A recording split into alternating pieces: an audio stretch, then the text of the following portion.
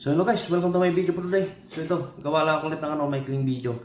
So yung gagawin kong topic ngayon, gagawa lang ako ng video kung paano ko tinatanggal yung virus sa aking cellphone at kung paano ko rin nililinis yung storage nito. Yung kumbaga clean lang, i-clean lang yung mga talagang dumi na hindi na dapat na ano sa cellphone natin.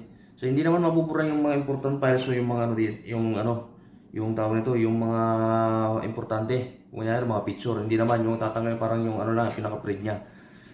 Ganito lang yung ginagawa ko para maging maluwag yung natin at matanggal yung virus at malinis yung cellphone natin. Pero pinaka number 1 sa lahat dito yung virus niya matanggal. So hindi ko na siya patatagalin guys. So punta ako dito sa my phone manager. Yan nakalagay dyan optimize system good condition.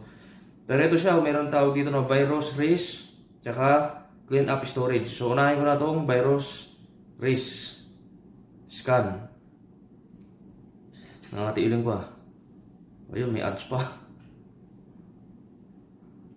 Medyo matagal-tagal nga lang to. Ini-scan niya yan Itong Realme ko to ito yung ginagamit ko ngayon Pero lahat naman yan may tawag yan, may tinatawag na phone manager. Ito lang yung pantanggal ko sa virus. Yan, iscan niya manually. 5 araw ko kasi ito na hindi na iscan Sigurado to bukas magaganyan tuloy. Ayan, nag-i-scan na siya. Pixela, 52 items na scan. 27% na.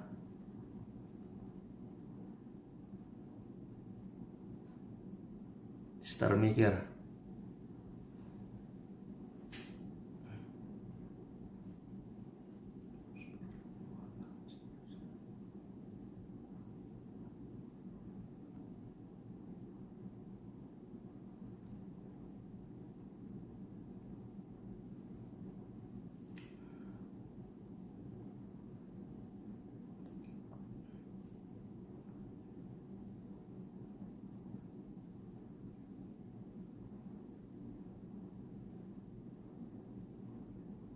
Matagal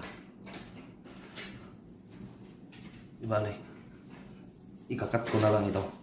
Ayun guys, na-scan na siya. So yan naman yun clean up storage naman tayo. Yan na siya, na-scan siya guys. Wala siyang Pero iyan ko muna siya.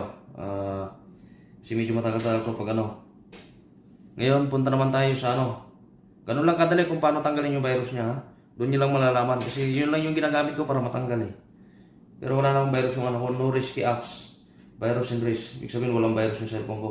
So dito naman tayo sa clean up storage. So ito naman tayo. Press natin yung clean up storage. Ayan, ganun lang kasimple. Tapos yan clean. Yun, wala na. Ayan, ganun lang. Nalinis na siya. Ito na yung storage space. Lumuwag yung space niya. So ganun lang kasimple guys kung paano ko nililinis yung aking cellphone at kung paano ko tinatanggal yung virus nito. So hanggang dyan lang yung video for today guys. Maraming salamat guys.